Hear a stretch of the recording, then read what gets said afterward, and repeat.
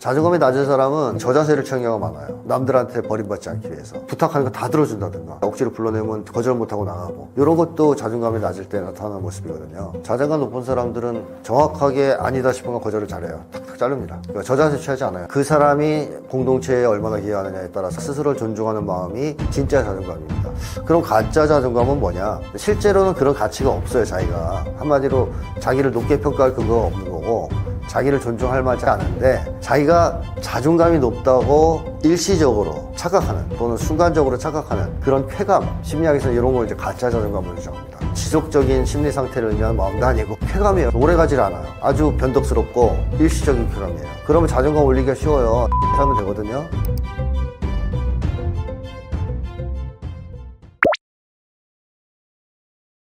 자존감이 한국에서 화두가 됐다, 관심 대상이 되었다라는 것은 한국인들의 자존감에 문제가 있기 때문 아니겠습니까? 자존감이 중요한 건 확실합니다. 정말 중요하죠.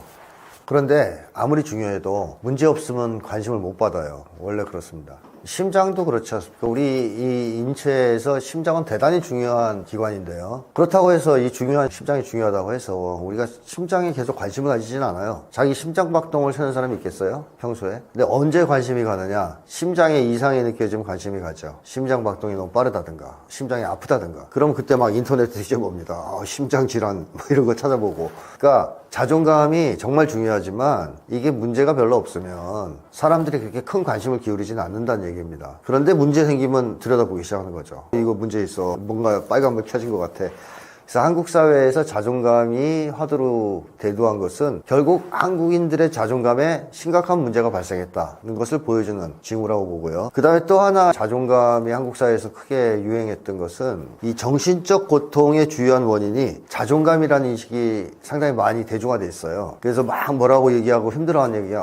너 참 자존감이 낮구나. 너 자존감에 문제가 있는 것 같아. 이런 얘기를 일반인들이 할 정도로 여러 가지 문제들이 사실상 낮은 자존감 때문에 비롯된 것이다라는 인식이 상당히 퍼져 있습니다. 그러면 이제 당연히 사람들은 관심 가겠죠. 그래? 내가 지금 이렇게 하는 게 자존감 때문이었어? 관심이 가겠죠. 그래서 자존감에 대한 관심이 높아진 게 있고요. 그 다음에 또 하나, 이건 조금 부정적 측면인데, 자존감이 높으면 경쟁에서 유리하다는 인식도 있어요. 그러니까 자존감이 경쟁에서의 승리, 성공과 출세에 도움이 된다는 인식.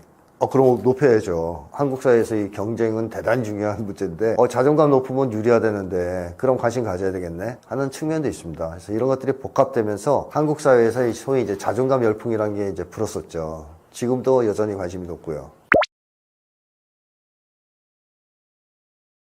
네, 뭐 여러 가지가 있는데 세 가지 정도 찍으라면, 우선 첫 번째는요, 타인의 시선이나 평가에 크게 신경 쓰지 않는다라는 겁니다. 뒤집어 얘기하면 타인의 시선이나 평가에 민감할수록 자존감이 낮다고 보면 되죠. 자, 자존감이라는 것은 자기가 스스로 자기를 존중하는 것. 더 쉽게 얘기하면 내가 괜찮다고 스스로 알고 있는 거예요. 나 스스로 확신하고 있는 거예요. 그래서 내가 스스로를 존중하는 거죠. 자, 그러면 이미 내가 괜찮다는 걸 알고 있는데 타인의 시선이나 평가가 중요할까요? 그렇게까지? 그게 전혀 의미 없지는 않겠지만 결정적인 중요성을 차지하지 못하죠. 그래서 자존감이 높은 사람일수록 타인의 시선, 평가에 덜 의존합니다. 덜 민감해요. 자, 요게 이제 하나의 특징이고요. 또 하나는 자기 과시 안 합니다. 나 잘났어, 나 잘 나가, 이런 거 안 합니다. 또 명품 옷 이런 거 다 감고 나가는 거 안 합니다. 왜? 자기 과시가 필요한 이유는요, 뒤집어서 얘기하면 그런 걸 하지 않으면 타인들이 자기를 높게 평가하지 않을 거라는 두려움 때문에 하는 거거든요. 근데 이미 자기가 괜찮은 사람이라고 확신하고 있는 그런 사람은 굳이 자기를 그렇게 과시할 이유가 없어요. 그 동기 자체가 없어요. 욕망도 없고. 뭐 예를 들면 뭐 옛날에 예수님, 부처님 이런 분들이 멋있는 옷 같은 거 추구했겠어요. 이미 자기가 괜찮은 사람이라고 확신하고 계실 텐데, 당연히 외부의 시선이나 평가는 중요하지 않죠. 과시도 할 필요 없죠. 그러다 보니까 거치장을 잘 안 하고 자기 잘났다라는 말도 잘 안 합니다. 오히려 겸손해지죠. 근데 자존감이 낮으면 자기 과시에 목을 겁니다. 자기 과시를 열심히 하는 사람들은 자존감이 낮은 사람이다, 이렇게 이제 보면 틀림없고요. 그 다음에 또 하나는 비판을 받아들이지 않고 반성을 하지 않는 것도 이제 자존감이 낮은 사람의 특징이에요. 그러니까 자존감 높은 사람은 비판 잘 수용하고요, 반성도 많이 합니다. 왜냐하면 그러한 비판을 수용한다 그래서 그게 자기가 형편없는 인간이라는 증거가 아니라고 생각해요. 이미 난 괜찮은 사람인데 이거는 잘못한 거야 라고 생각해요. 부분적 결함이라고. 그러니까 받아들이는 거죠, 비판을. 또 반성도 하는 거예요. 자존감이 낮은 사람은 비판을 더 받으면 이렇게 생각해요. 나는 이제 내 정체가 다 드러났구나. 내가 형편없는 인간이라는 게 다 탄로났네. 이제 사람들이 다 나를 싫어하고 미워하고 버릴 것 같아. 이런 두려움에 휩싸이기 때문에 비판을 못 받아들여요. 그걸 받아들이는 순간 자기가 붕괴될 것 같은 두려움을 느껴요. 따라서 격렬히 저항합니다. 비판에. 당연히 반성도 못하죠. 그래서 성장이 정체됩니다. 성장을 못해요. 자존감이 높은 사람은 비판을 적극적으로 수용하고 또 잘못하면 반성도 하기 때문에 끊임없이 성장합니다. 그래서 이런 것이 자존감 높은 사람이 하지 않는 세 가지 행동이라고, 대표적인 행동이라고 꼽을 수 있을 것 같습니다. 저자세 혹은 과도한 통제, 이것도 안 하죠. 자존감이 높으면. 자존감이 낮은 사람은 당연히 저자세를 취하는 경우가 많아요. 남들한테 버림받지 않기 위해서. 그래서 막 이렇게 아부한다든가 부탁하는 거 다 들어준다든가 돈 없는데 꺼달라면 또 꺼주고 보증서 주고 뭐 괜히 친구가 지금 나가기 싫은데 억지로 불러내면 거절 못하고 나가고, 이런 것도 자존감이 낮을 때 나타나는 모습이거든요. 자존감 높은 사람들은 정확하게 아니다 싶은 건 거절을 잘해요. 탁탁 자릅니다. 그러니까 저자세 취하지 않아요. 절대로 상대방한테. 또는 과도한 통제도 반대급부로 나타날 수가 있습니다. 버림받지 않기 위해서 상대를 통제하려는 경향인데요. 이것도 자존감이 높은 사람은 거의 하지 않죠. 상대방을 굳이 통제하려고 하지 않습니다.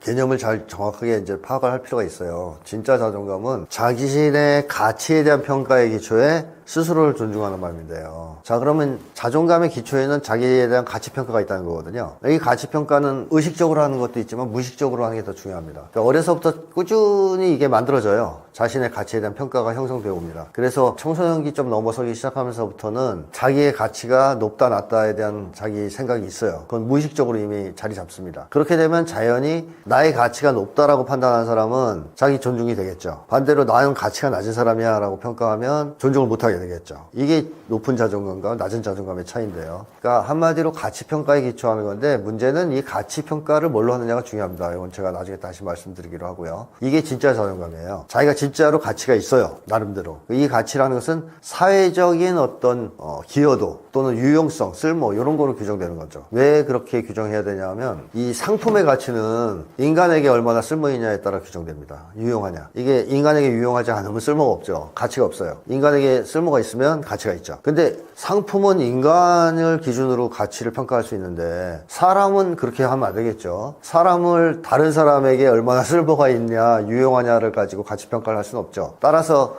사람의 가치는 유일하게 평가할 수 있는 기준은 공동체입니다. 한 개인이 아닌 전체 사회, 공동체가 됩니다. 그러니까 사람의 가치는 공동체에 그 사람이 얼마나 유용하고 쓸모가 있냐 없냐에 따라서 판단된다는 거죠. 예를 들면 한 가족에서 아버지의 가치는 그 아버지가 아버지의 역할을 충실히 잘해서 가족 공동체에 적절한 기여를 해야만 가치를 가지는 겁니다. 아버지인데 돈도 안 벌어오고 집에서 술만 먹고 뭐 애들만 때리고 이런 짓을 한다면 아버지로서의 가치가 없어요. 왜? 가족 공동체에 기여하는 바가 없으니까. 근데 그 아버지가 성실하게 사회생활을 해서 돈도 벌어오고 가족들도 잘 키우고 또 정신적 지주 노릇도 잘하고 뭐 이런다. 가정의 화목을 위해 힘쓰고 그러면 가족 공동체에 기여하는 바가 확실하잖아요. 가장으로서 가치가 높은 거죠. 아버지로서의 가치가. 자, 이렇듯이 사람들은, 각 개인들은 그 사람이 공동체에 얼마나 기여하느냐에 따라서 가치가 결정되는 건데, 실제로 그런 기여도가 있을 때 자기 가치가 평가가 되고 거기에 따라 스스로를 존중하는 마음이 진짜 자존감입니다.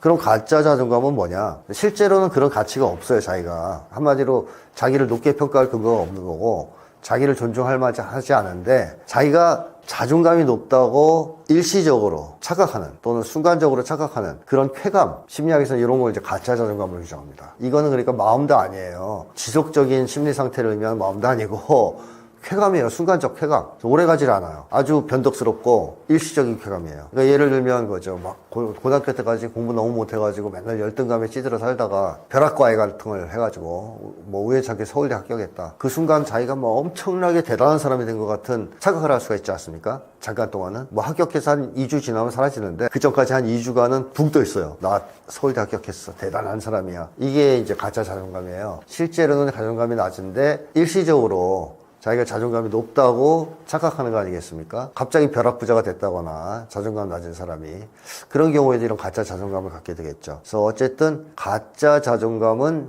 진짜 자존감이 아닌 가짜다라는 것이 이제 중요한 겁니다. 하지만 어떤 사람들은 그걸 진짜로 착각하고 살기도 하고, 또 주변 사람들 중에서도 가짜 자존감을 가진 사람을 자존감이 낮다고 오해하는 경우도 있다. 그래서 그런 건 좀 구분해서 봐야 된다고 말씀드리고 싶네요. 한국인의 자존감이 낮은 이유는 결론부터 말씀드리면 한국이 병든 사회라서 그렇습니다. 제가 볼 때는. 그러니까 이 병든 사회에서 자존감 손상을 피할 수 있는 사람은 극히 드물어요. 왜 그러냐? 제가 앞서 진짜 자존감 얘기할 때 이 자존감은 자기의 가치 평가, 가치에 대한 평가에 기초한다 그랬지 않습니까? 근데 이 사람의 가치는 원래 사회에 기여하는 정도에 따라서 평가돼야 돼요. 뭐 예를 들면 제가 심리학자로서 돈만 밝히고 산다, 혼자 잘 먹고 잘 살려고. 그럼 사회에 기여하는 방 거의 없지 않습니까? 이걸 누구보다 제가 제일 잘 알겠죠. 그러면 나는 사실상 가치 없는 놈이야 이런 생각을 할 거고 자존감이 낮을 수밖에 없겠죠. 근데 또 반대로 나는 돈 벌려고 심리학자가 된 게 아니고 이 학문을 통해서 사회에 뭔가 기여하고 싶어서 된 거야. 이 세상이 더 좋은 세상이 됐으면 좋겠어서 그런 마음으로 활동하고 있다. 그걸 자기가 알 겁니다. 그러면 자기의 가치를 높게 평가할 수밖에 없어요. 또는 뭐 정상적으로 평가하겠죠.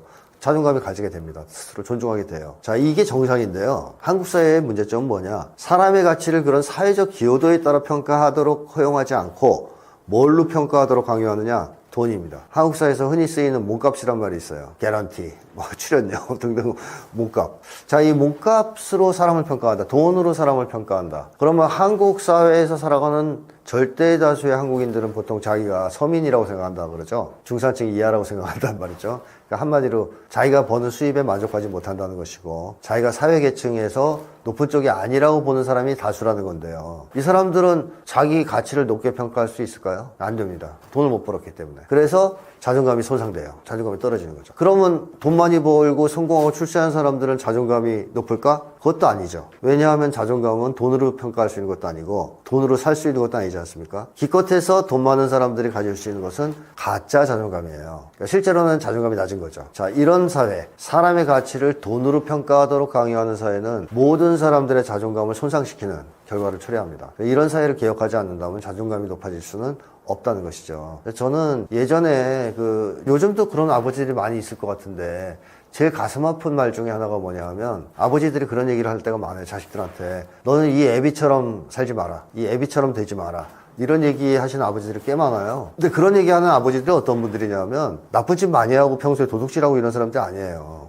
한평생 착하고 성실하게 살아온 아버지들이 대체로 그런 얘기를 해요. 근데 왜 그런 얘기를 하시냐? 자기 인생을 긍정적으로 평가할 수도 있는 거 아닌가요? 한국같이 험악한 사회에서 또 병든 사회에서 착하고 성실하게 살아온 아버지들이 자기 인생을 왜 긍정하지 못하고 부정하느냐? 왜 자식 앞에서 자기 비하적인 말을 하느냐? 돈이 없어서 그런 거예요. 딴 이유 아무것도 없습니다. 도덕적으로는 문제될 게 없죠. 또 그분들은 사실상 사회에 해를 끼치기보다는 사회에 기여하는 삶을 살았기 때문에 자존감을 가지고 살아야 마땅한 분들인데 자존감이 바닥이에요. 왜? 돈으로 자기를 평가하는 한 자기를 높게 평가할 수 없어서 그런 겁니다. 그래서 자식 앞에서 그런 비통한 말을 하는 거죠. 이 아비만큼만 살아라가 아니라 이 아비처럼 살지 말아라. 난 평생 착하고 성실하게 살았지만 꼴이 이게 뭐냐? 돈도 못 벌었고 자존감도 낮고 남들한테 무시당하고 있다. 자, 이런 비극적 상황이 사실상 오늘 한국 사람들의 자존감을 파괴하고 있는 주범이다. 저는 그렇게 생각합니다. 당장 할 수 있는 방법 중에 하나, 사람을 내가 어떤 기준으로 평가하고 있을까? 사람의 가치를. 사람의 가치를 평가하는 기준이 정상화되는 것이 제일 중요합니다. 이게 왜 중요하냐면 사람은 자신의 가치 평가, 타인의 가치 평가를 다르게 하지 않아요. 똑같은 잣대로 합니다. 예를 들면 내가 사람의 가치를 외모로 평가한다. 그래서 타인들 보고 잘생기면 가치가 있고 못생기면 가치 없다. 이렇게 평가하는 사람은 자기도 뭘로 평가하겠어요? 외모로 평가해요. 타인의 가치를 돈으로 평가하는 사람, 돈 많으면 가치가 있고 돈 없으면 없다. 자기 가치를 뭘로 평가할까요? 돈으로 평가합니다. 이래서는 자존감 손상을 피할 수 없죠. 그래서 인간의 가치, 사람의 가치를 평가하는 기준을 정상화시켜야 됩니다. 사회적 기여도에 따라 평가하는 기준을 세워야 돼요. 저 사람 돈 많고 잘생겼지만 사회에 해를 끼치니까 좀 가치가 낮네. 그러면 나도 그렇게 평가하겠죠. 외모나 돈이 아닌 내가 얼마나 잘 살고 있느냐, 즉 사회에 기여하는 삶을 살고 있느냐, 이런 걸 가지고 자기를 평가하게 되겠죠. 그러면 자존감 올리기가 쉬워요. 나쁘지만 안 하고 착하게 살면 되거든요. 근데 돈이 기준이 되면 아무리 열심히 살아도 돈을 못 버는 한 자기의 자존감을 올릴 수가 없을 거 아닙니까? 훨씬 자존감을 올리기가 힘들죠. 사람을 평가, 사람의 가치를 평가하는 기준을 정상화시켜야 되겠다라는 말씀 드리고 싶고, 그 다음에 또 하나는 그러한 것을 나 혼자 고수한다고 이거 지켜지는 게 아니에요. 나는 그렇게 생각하는데 밖에 나가면 다들 사람을 돈으로 평가하면 아유 내가 이거 혼자 버티고 있어서 뭐해 이런 생각이 들 수가 있습니다. 따라서 지지적인 인간관계가 필요합니다. 공동체. 나를 진짜 제대로 된 정상적인 기준으로 나를 평가해주는, 가치를 평가해주는 그런 사람들이 있어야 돼요. 주변에 몇 명이라도. 한 명, 두 명이라도 있어도 돼요. 뭐 그런 얘기 다 하잖아요. 세상 사람들이 다 나를 오해해도 좋아. 너 하나만이라도 나를 믿어준다면 나는 이겨낼 수 있어. 이런 드라마 대사들 많이 봤을 거예요. 자, 그게 지지적 인간관계인데 이게 굉장히 중요해요. 혼자서는 견딜 수 없는 것들을 견디게 해주거든요. 그래서 내가 사람을 그렇게 평가하고 그렇게 사람을 평가하는 사람이 내 옆에 하나 더 있다면 상호 그렇게 평가를 해주면서 서로의 자존감을 지켜줄 수 있지 않겠습니까? 그래서 지지적인 관계나 공동체가 필요하다는 것이고요. 그 다음에 이러한 문제를 근본적으로 해결하기 위해서는 한국 사회를 바꿔야 되겠죠. 돈이 인간을 지배하는 사회, 돈으로 사람의 가치를 평가하는 사회, 이제는 끝내고 그야말로 사람이 사람으로서 평가받는 사회, 즉 사회에 얼마나 기여하고 공헌하느냐에 따라 평가받는 사회, 돈을 적게 벌어도 그 사람이 사회에 기여하는 사람이라면 높은 존경을 받는 사회로 돌아가야 된다. 그런 사회를 만들어야 된다고 말씀드리고 싶습니다. 자존감 낮은 사람들이 쓰는 말투들이 좀 다양한데요. 일단 저는 자존감이 굉장히 낮았던 사람 중에 한 명이고, 그 이야기를 하기 전에 자존감이라는 어원을 알면 이 이야기를 왜 하는지 알 수 있습니다. 자존감이라는 게 원래 자아, 존중감 5글자를 자존감이라고 부르는데 중간에 글자를 빼서 자존감이라 이야기합니다. 말 그대로 자신을 존중하는 감정을 자존감이라고 이야기하는데, 자존감 낮은 사람들의 특징은 자신을 존중하지 않는 표현을 많이 씁니다. 가령 못을 많이 씁니다. 못해, 난 이거 못해, 저거 못해, 못자를 많이 쓰고요. 그 다음에 못생겨서, 스스로가 스스로를 못생겼다고 생각합니다. 심지어는 외모가 예쁘거나 잘생기거나 했는데도 불구하고 자존감이 낮은 사람도 스스로 못생겼다고 생각을 많이 하더라고요. 그리고 못 살겠다라는 이야기를 굉장히 많이 합니다. 제가 많이 썼던 말인데, 이 못을 가슴에다가 박지 말고 못을 벽에다가 박아야 됩니다. 그래서 이런 말투를 많이 쓰고요. 그 다음에 핑계를 많이 씁니다. 나중에, 다음에, 시간이 없어서, 준비가 되면, 나는 원래 그래. 저 같은 경우에도 살을 많이 뺄 때 전 원래 옛날부터 뚱뚱했거든요. 그래서 저는 물만 먹어도 살찐다. 나는 원래 그렇다. 그런 이야기를 너무 많이 합니다. 또 많이 쓰는 표현 중에 회피하는 표현을 많이 쓰는데요. 심지어는 너무 어려서 안 된다, 너무 늦어서 안 된다, 나이가 많아서 안 된다, 이런 회피를 많이 하는 이야기를 합니다. 결국은 자신을 존중하지 않는 표현을 많이 사용을 합니다. 자존감 높은 사람들만 대답할 수 있는 3가지 질문이라고 했는데, 사실 꼭은 아니지만 첫 번째는 제가 자존감 낮았을 때 정말 거부감이 있었던 이야기가 있었어요. 그 학교에서, 그리고 배웠을 때 나는 내가 좋다라는 말을 하라 그랬어요. 그런데 저는 그 말이 너무 싫었어요. 왜냐하면 저는 제가 싫었으니까요. 그래서 자존감 높은 사람들은 자기 자신을 사랑한다라는 그 질문을 스스로 할 수 있습니다. 두 번째는 자존감 높은 사람들한테 물어보면 당신은 어떤 사람인가요? 라고 물으면 그냥 서스름 없이 편하게 이야기가 나와요. 그렇지만 자존감이 낮은 사람들의 특징은 자신에 대해서 잘 몰라요. 다른 말로 이걸 메타인지라 그러잖아요. 메타인지가 높은 편에 있는 사람들이 자존감이 높은 사람들이고, 그리고 자기의 강점을 잘 압니다. 메타인지가 높으니까요. 그래서 자신의 강점도 쉽사리 이야기 잘하고 자기소개할 때 좀 장황하게 그리고 길게 할 수 있다는 거죠. 또 한 가지 질문은 꿈이라든지 어떻게 살고 싶냐라는 질문을 만약에 하게 되잖아요. 자존감 높은 사람들은 굉장히 디테일하고 주도적인 이야기를 많이 합니다. 멀리 보고, 이런 특징이 있고요. 반대로 자존감 낮은 사람들은 꿈이 뭐냐 그러면 꿈이 없다, 혹은 뭘 하고 싶냐 그러면 하고 싶은 게 없다. 자신에 대해서 별로 생각을 안 한다는 거죠. 결론은 마찬가지지만 자기 자신에 대해서 잘 아는 사람이 자존감이 높은 사람이고, 상대적으로 자기 자신을 존중하지 않고 무시하는 사람들이 자존감이 낮다고 할 수 있습니다.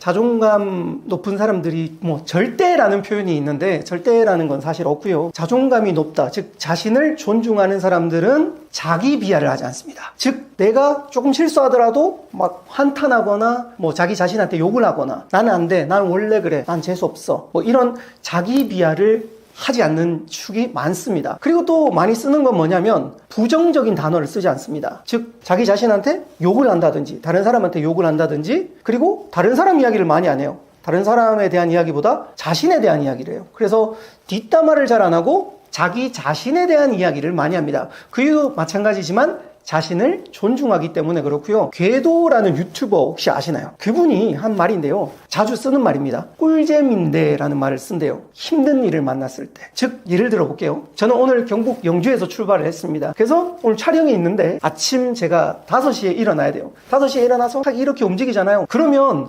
힘들잖아요. 솔직히 말씀드리면. 그때 그분이 하는 말이 꿀잼인데 힘든 일이 생길 때 꿀잼인데 이렇게 꿀잼인데 즉 사건을 해석하는 능력이 긍정적인 방향으로 돌린다라는 거죠. 노홍철 씨도 자존감이 굉장히 높은 사람 중에 한 명인데 노홍철 씨가 많이 쓰는 표현은 긍정적인 표현합니다. 뭐 예를 들면 럭키가이 이런 표현 많이 하고요.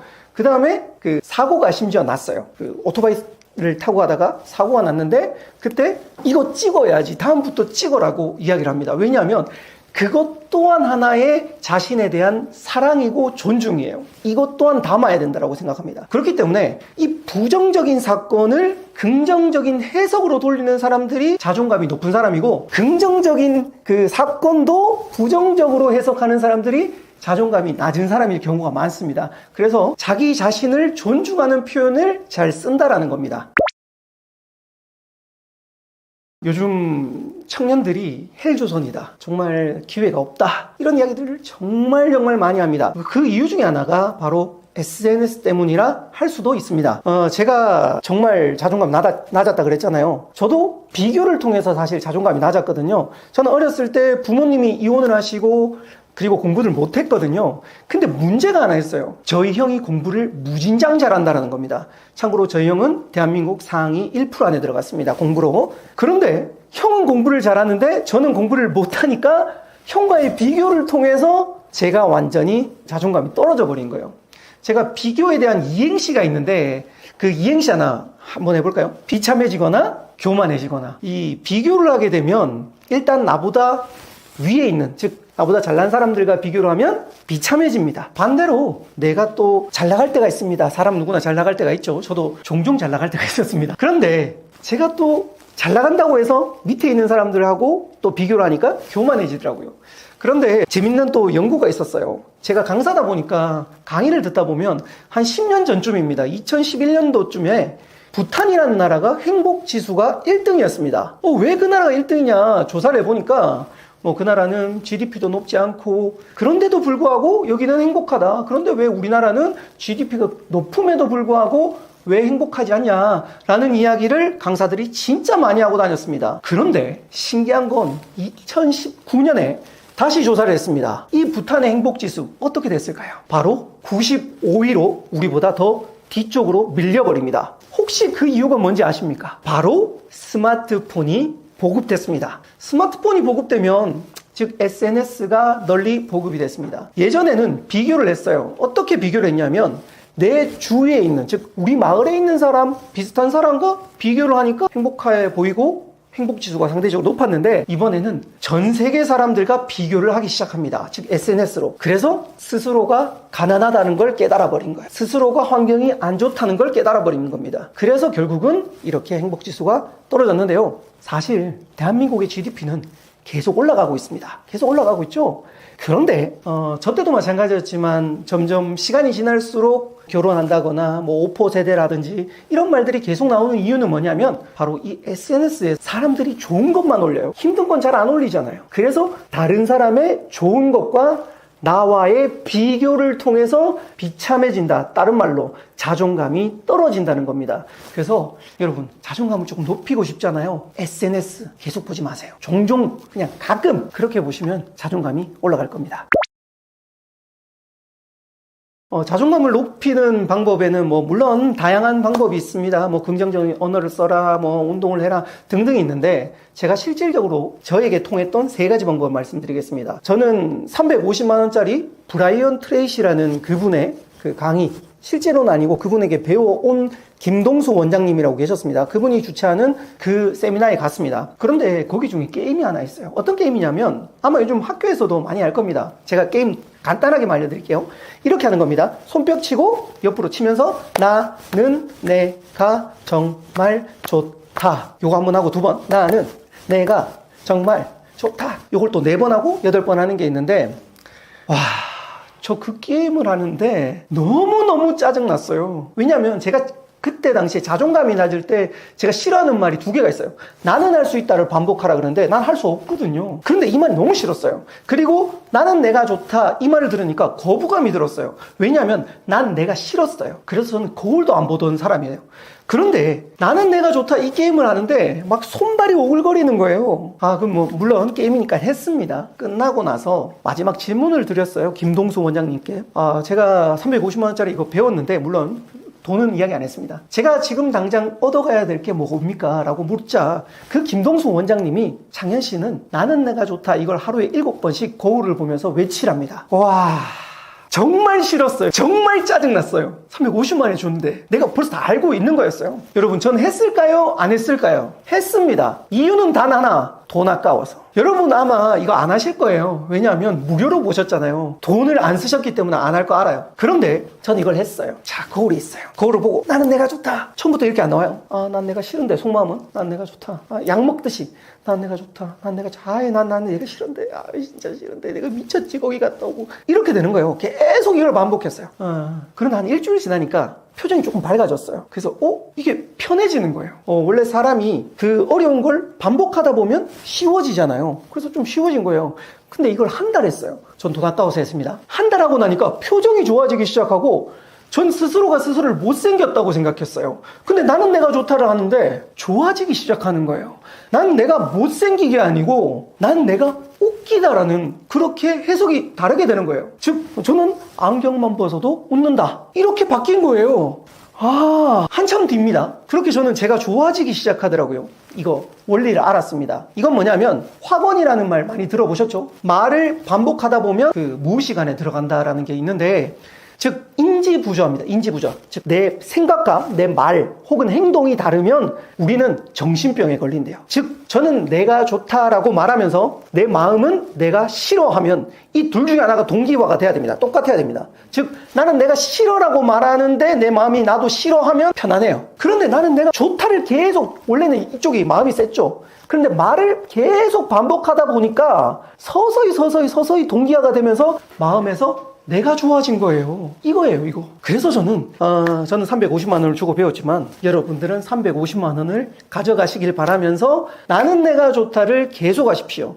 저는 우리 아이에게도 이걸 맨날 하거든요. 머리 드라이 하면서 멋져 안 멋져? 너 좋아 안 좋아? 난 내가 좋다. 이거 게임을 맨날 하는데 정말 좋은 방법입니다. 두 번째는 이 자존감에는 자아 성취감이라는 게 연결되어 있어요. 즉 과거의 자신이 성취했던 것들이 있으면 즉 근거 있는 자신감이 돼요. 원래는 자존감 처음부터 높은 사람들은 근거가 없어도 돼요. 그렇지만 저 같은 자존감 낮은 사람은 근거가 조금 필요하더라고요. 그래서 제가 뭘 했냐면 저는 첫 번째로 책을 쓸 때 저 처음부터 책 쓴다고 안 했어요. 글을 하나 쓰자. 글을 하나 쓰고 X 표시를 그었습니다. 그래서 한 개 쓰고 뭐 짧게 써도 돼요. 맨날 합니다.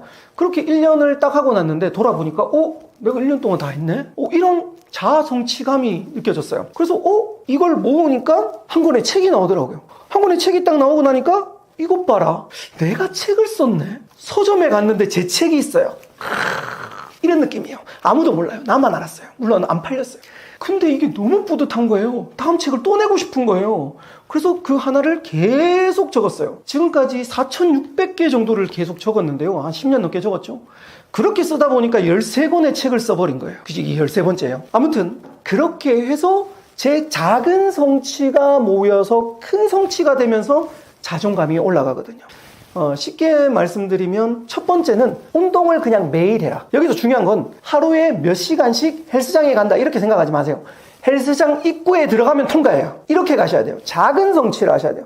뭐 예를 들어 독서를 한다. 책 많이 읽지 마세요. 그냥 하루에 한 페이지 본다라는 그 성취감을 쌓아가는 겁니다. 그리고 여기서 포인트는 기록을 하셔야 돼요. 기록을. 즉 근거 있는 자신감이죠. 즉 과거의 근거들을 쌓아 나가다 보면 나중에는 그 근거가 없어도 자존감이 높으면 그게 필요가 없어요. 또 세 번째 방법은 제가 자존감 높은 사람들, 즉 독서 모임에 나갑니다. 독서 모임에 나갔는데 여기에는 긍정적인 사람들이 많아요. 그전에는 제가 항상 게임하면 욕하잖아요. 서로 비방하고 욕하고 그거밖에 못하냐 이렇게 하는데, 저는 독서 모임에 가니까 긍정적인 사람들이 많아요. 그래서 이 긍정적인 사람들 사이에 가니까 긍정적인 언어를 하게 되고 긍정적인 생각을 하게 바뀌더라고요. 그래서 또 세 번째 방법은 바로 긍정적인 사람들이 많은 데 가세요. 그러면 자신도 모르게 그 사람들의 영향을 받아서 자존감이 올라갈 겁니다.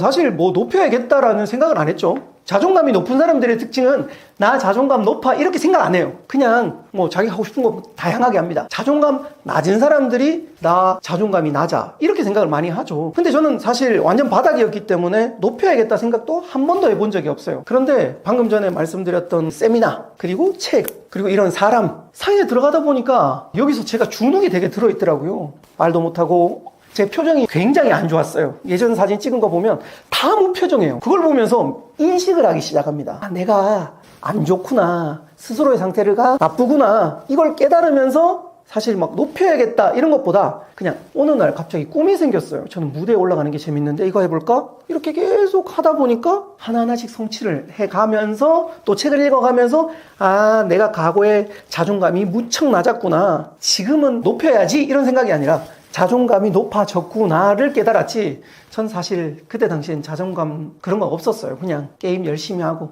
공부 안 하고 정말 취업 안 되고 그랬던 사람 중에 한 명이었기 때문에 자존감 높여야겠다는 생각은 해본 적은 없습니다. 자존감이란 말을 많이 쓰는데 이제 풀어서 얘기하면 자아 존중감이라고 하죠. 말 그대로 스스로를 존중한다는 말인데, 사실은 그 존중한다는 표현이 조금 추상적이긴 해요. 그래서 자존감이 높다라고 하면 그냥 약간 스트레스에 대해서 회복 탄력성이 높다, 혹은 남들의 비난에 덜 휘둘린다, 스스로를 사랑한다, 이런 표현을 많이 하는데, 조금 더 쉽게 생각해 보면 자아 존중감, 자존감이란 자기 자신에 대해서 가지고 있는 의견이라고 이해해 주시면 됩니다. 그러니까 나는 좋은 사람이다, 아니면 나는 유능한 사람이다, 나는 사랑받을 가치가 있다, 이제 이런 다양한 의견들이 있을 텐데, 이런 의견들이 자아 존중감이라고 할 수 있겠죠. 그래서 자존감이 높은 사람들이라고 하면 주로 자기 자신에 대해서 좀 긍정적인 좋은 의견을 가지고 있는 사람들이라고 이해해 주시면 됩니다. 사실 그 자존감이라고 하는 게 제법 이제 정신건강 문제랑 많이 관련이 있는데요. 아무래도 자기 자신에 대한 의견이 안 좋으면 외부의 어떤 사건이 발생했을 때 우울이라던가 불안 이런 문제에 빠지게 될 가능성이 높기 때문인 거죠. 자존감이 낮은 사람들이 이제 주로 보이는 특징이 있는데요. 주로 타인, 그리고 세상에 대해서 아까 말씀드렸던 의견, 그 의견이 조금은 부정적으로 잡혀있는 경우가 많습니다. 나에 대해서 의견이 부정적으로 잡혀있다라고 하면 나는 가치가 없는 사람이다, 나는 부족한 사람이다, 나는 사랑받을 가치가 없다, 이런 식일 때가 많고, 타인에 대해서는 타인들은 항상 공격적이다, 비난적이다, 타인은 나를 싫어한다, 이런 생각들이 있을 때가 많고, 저희가 자존감 얘기할 때 세상에 대해서 어떻게 생각하는지 관점은 잘 고려하지 못하는데, 세상에 대해서도 마찬가지예요. 예를 들면 세상은 늘 부정적으로 흘러갈 것이다, 세상은 갈수록 나빠만 질 것이다, 이런 부분도 자존감이 낮은 사람들이 보이는 특징 중에 하나라고 할 수 있겠습니다. 그렇기 때문에 이제 자기 자신, 타인, 그리고 세상에 대해서 좀 안 좋은 관점, 조금 안 좋다기보다는 부정적인 관점을 가지고 있다 보니까 거기서 파생되는 다양한 행동들이 나타나죠. 주로 남들을 기쁘게 하기 위해서 좀 억지로 노력한다거나, 아니면 좀 불필요한 사과를 수없이 많이 미안합니다, 죄송합니다를 많이 한다거나, 자신감이 없는 모습, 아니면 스스로를 비난한다거나, 어떤 도전을 할 때 회피한다거나, 이런 모습들이 자존감이 낮은 사람들이 보이는 특징이라고 할 수 있겠습니다. 왜 그런지가 참 쉽지 않은 문제죠. 다들 이런 얘기를 하면 왜 그런 걸까에 대한 얘기를 많이 합니다. 그런데 이제 주로 이제 심리학, 특히 인지치료, 인지심리학에서는 핵심 경험이라는 단어를 많이 쓰는데요. 삶을 살아가다 보면 우리가 인생에서 핵심적인 경험을 할 때가 있어요. 특히 삶의 초창기, 어린 시절에 그런 것들을 할 때가 많은데, 예를 들어볼까요? 이제 어떤 사람이 한 명 있는데 형이 있고 자기가 혼자 이제 막내로 있는 거예요. 근데 형은 엄청 월등하고 공부도 잘하고 잘생기고 해가지고 주변에서 칭찬도 많이 받고 자랐고 부모님의 사랑도 많이 받는 반면 본인은 그러지 못해서 비교를 많이 받는 환경에서 자랐다고 해보죠. 그런 어떤 핵심적인 경험들이 쌓이다 보면 스스로에 대해서 좋은 의견이 생기기가 쉽지가 않겠죠. 그래서 그런 어떤 핵심적인 경험들이 중요합니다. 근데 이 핵심적인 경험이라고 하는 거는 어떤 정말 충격적인 하나의 경험일 수도 있고 아니면 저희가 가랑비에 이제 옷 끼쳤는다라고 얘기하잖아요. 그래서 어떤 누적된 경험들이 쭉 이어져 오면서 생겼을 때도 있습니다. 그게 뭐 어떤 갑자기 생겼든 간에 아니면 좀 누적된 경험이든 간에 그 핵심 경험이 조금씩 자존감을 형성하고 특히 어린 시절의 핵심 경험이 중요하다고 볼 수 있을 것 같아요. 이것도 참 중요한 질문인데 저희가 자존감이 높다라고 얘기하면 어떤 사람들의 어떤 절대적인 내재된 특징인 것처럼 생각할 때가 많거든요. 이제 그렇다 보니까 자존감이 높은 사람들은 마치 뭐 자신감이 많고 뭐 꼭 항상 긍정적인 생각만 하고 이런 식으로 생각할 때가 많아요. 마치 키가 크다라고 얘기하는 것처럼 절대적인 능력으로 여길 때가 많습니다. 근데 사실은 누구나 다른 모습들이 있기 마련이거든요. 마찬가지로 누구나 삶을 살아가다 보면 본인에 대해서 어떤 자존감이 높다고 얘기할 법한 특성들이 있긴 해요. 근데 문제는 자존감이 높은 사람들은 그런 포인트에 훨씬 더 주의를 잘 기울입니다. 그래서 일반 사람들이라고 하면 좀 무시하고 지났을 경험이라던가 예를 들면 내가 사소한 성공을 했다거나 뭐 사소한 성취를 이뤘다거나 자존감이 낮은 경우에는 이런 것들을 되게 무시하고 하찮게 여길 때가 많거든요. 반면에 자존감이 높은 사람들은 그런 경험들에 되게 잘 주의를 기울인다고 생각해 볼 수 있을 것 같습니다. 그 한때 되게 유행했던 영화 중에서 애니메이션 인사이드 아웃 2가 있죠. 거기 보면 이제 그 주인공이 여러 가지 생각들이 있어요. 이제 그 이렇게 샘 같은 곳이 있는데 샘에서 보면 나는 부족해라는 생각도 있고 나는 유능해라는 생각도 있거든요. 마찬가지로 모든 사람들이 다 그런 생각들이 마음속 깊은 곳에는 그런 생각들이 자리 잡고 있는 겁니다. 하지만 자존감이 높은 사람들은 그 긍정적인 경험 혹은 조금 더 자신을 더 존중해 줄 수 있는 그 생각들에 주의를 잘 기울일 수 있는 능력이 있다라고 볼 수 있을 것 같아요. 네, 사실은 그 과학적인 용어는 좀 아니고요. 저희가 어떤 엄밀하게 측정할 수도 없고 자존감이 높다 낮다라고 뭐 평가할 수 있는 지표들이 있긴 한데 그게 엄청 정확하지도 않습니다. 그래서 우리가 아까 제가 말씀드린 것처럼 자존감이 높다, 누구는 낮다 이렇게 정량화해서 생각할 부분은 아니고요. 내가 삶의 다양한 측면들 중에서 조금 더 나를 지지해 줄 수 있고 내가 조금 더 회복 탄력성이 높다거나 그런 상황들, 그런 어떤 포인트들에 조금 더 집중할 수 있는 능력이 지금 높은 상태인가, 낮은 상태인가, 내가 긍정 경험을 했을 때 그 부분에 잘 주의를 기울여서 다시 한번 삶을 앞으로 이끌어 나갈 수 있는 태도를 가질 수 있는 것인가, 아니면 조금만 넘어지더라도 안 좋은 부분에 초점을 맞추면서 계속 스스로를 ਘ갉아먹게 되는 것인가, 이 관점으로 좀 이렇게 정성적으로 생각해 주는 게 좋고 어떤 정량적인 어떤 점수에 대한 문제처럼 생각하면 오히려 약간 그 의미가 호도될 때도 많습니다. 참 이제 이게 해묵은 논쟁이죠. 심리학뿐만 아니라 사회과학 그리고 자연과학에서 해묵은 논쟁, 본성과 양육, 본성이 중요하냐, 양육이 중요하냐, 유전이 중요하냐, 환경이 중요하냐, 이제 해묵은 논쟁인데 항상 저는 이런 질문들이 있을 때, 그리고 이 해묵은 논쟁의 결론은 항상 둘 다 중요하다였습니다. 둘 다 중요하다는 건 무슨 말이냐면 우선은 분명 본성적인 측면, 그러니까 타고나는 게 중요한 것도 맞습니다. 그래서 어떤 사람들은 어떤 성향적으로 긍정적인 부분에 더 초점을 기울일 수 있는 능력들이 있고, 그리고 어떤 사람들은 조금 더 우리가 마음이 연약하다거나 조금 더 취약할 수도 있겠죠. 열이다거나. 그게 어떤 좋고 나쁨을 떠나서 세상에는 다양한 면들이 있으니까 다양한 모습들이 있을 텐데, 그래서 본성적인 측면도 분명히 있을 텐데 그게 전부는 또 아니거든요. 그래서 환경이 또 그 본성이 어떻게 발현되는지를 아주 잘 컨트롤하기 때문에 그 둘 다 아주 중요하다고 볼 수 있고, 그래서 누군가는 본성 때문에 자존감이 높고 낮을 수도 있고 누군가는 환경 때문에 자존감이 높고 낮을 수도 있다고 볼 수 있을 것 같아요. 그래서 특히 자존감과 관련해서 제가 아까 정량적인 부분으로 생각하지 말자라고 말씀드린 게, 자존감이 낮다라고 생각하시는 분들, 제가 만나본 많은 분들이 보면 어떤 선천적인 내재된 특성으로 많이 생각하시거든요. 나는 이런 사람이야, 나는 이렇게 태어났어, 나는 취약한 사람이야, 이렇게 생각 많이 하는데 오히려 그 생각 자체가 그들의 변화를 막을 때가 정말 많아요. 그래서 그 생각에 갇히지 말고 본성도 중요하고 환경도 중요하지만 본성이야 우리가 바꿀 수 없고, 하지만 환경을 바꿀 수 있으니까 우리가 바꿀 수 있는 부분에 조금 더 초점을 맞추고 생각을 해보는 게 더 좋을 것 같습니다. 조금 더 냉정하게 생각을 하면 환경이 유복하다고 해서 내적으로 성숙한 건 아니라고 저는 생각을 많이 하거든요. 오히려 저희 이제 이런 케이스들이 많은데 과잉 보호 아래서 자란 이제 사람들이 나는 부족해, 나는 할 수 없다 이런 핵심적인 생각들을 가지고 있을 때가 많아요. 왜냐하면 내가 조금만 뭘 하려고 해도 엄마가 와가지고 모든 걸 해결해주고 하다 보니까 어릴 때부터 나는 스스로 무언가를 할 수 없는 사람이다 라고 생각들을 많이 하는 거죠.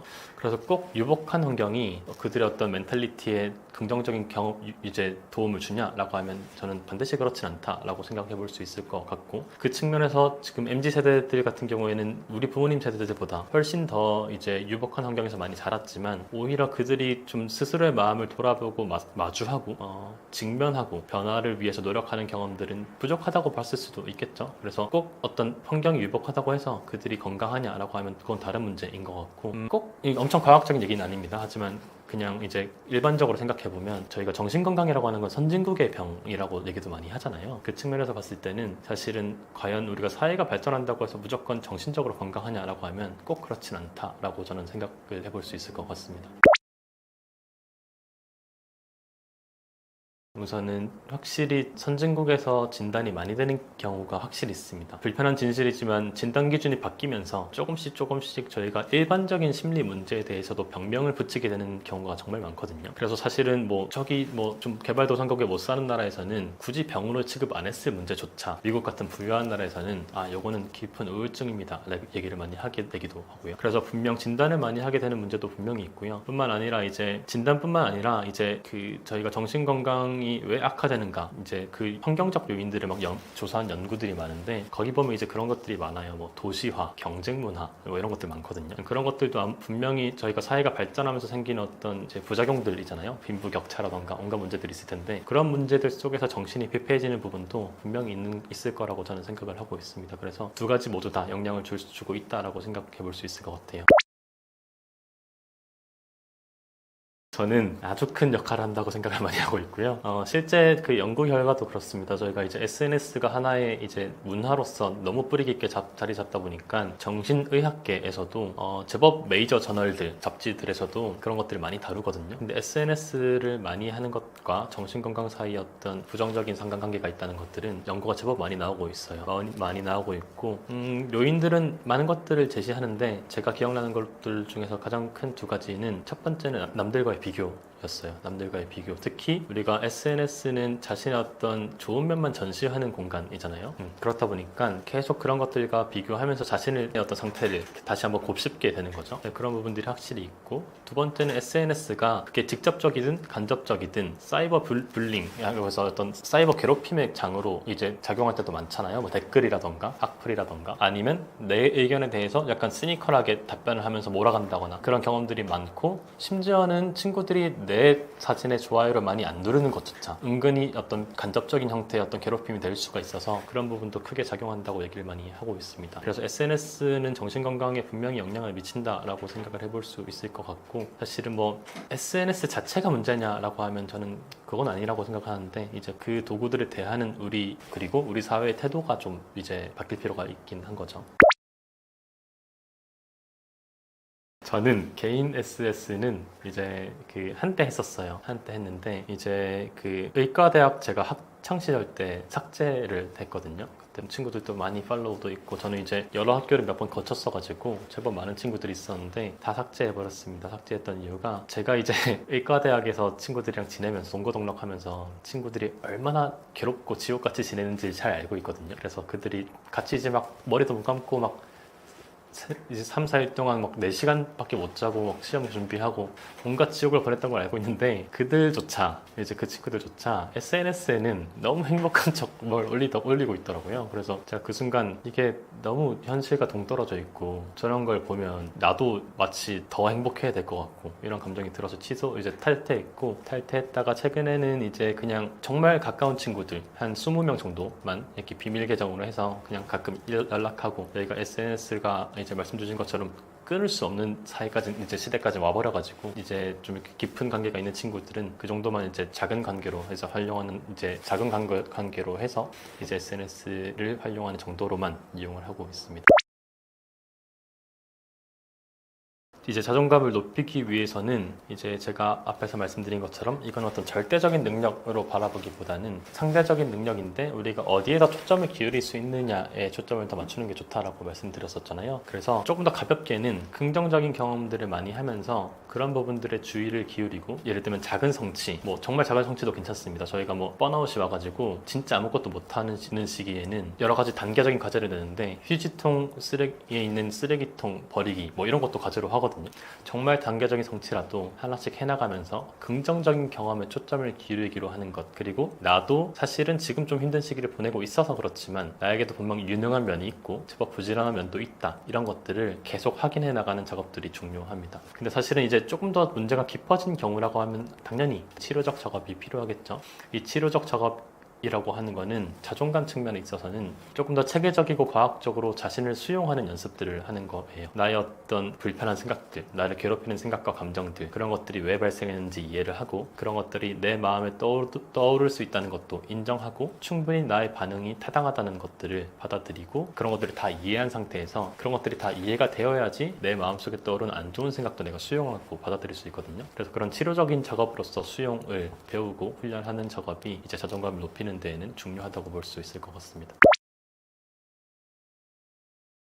제가 어떤 마음 문제, 심리 문제와 관련된 다양한 얘기들을 했는데 사실은 이 심리 문제가 참 하나의 어떤 명확한 답이 있는 건 아니죠. 저희가 모든 일들이 세 줄 요약 이렇게 해가지고 딱 정리될 수 있으면 좋을 텐데 세상에 어떤 문제들은 그렇게 할 수 없는 것들도 많잖아요. 심리 문제도 마찬가지입니다. 그래서 되게 복잡하고 저마다 다 다르고 그런 면들이 많은데, 제가 그런 것들을 정말 많은 문헌들이나 어떤 논문들 이런 것들을 연구하고 조사하면서 저희가 느낀 바가 이런 것들이 너무 어렵다, 이런 것들이 정말 좋은 테크닉이고 기술인데 너무 어렵다는 생각들을 많이 했거든요. 그 과정에서 저희가, 그리고 저희 팀이, 제가 운영하고 있는 저희 팀이 최대한 그런 것들을 쉽게 쉬운 언어로 정리해서 얘기해보자라고 해서 저희가 이번에 나는 내 생각을 다 믿지 않기로 했다라는 제목으로 대중심리서적을 하나 작성하기도 했었습니다. 그래서 생각보다 내용이 가볍진 않거든요. 제법 무거운 책들인데 그럼에도 인지치료를 다룬 서적 중에서는 제법 쉬운 용어로 쉽게 설명들을 많이 했기 때문에 제가 오늘 영상에서 말씀드린 내용들이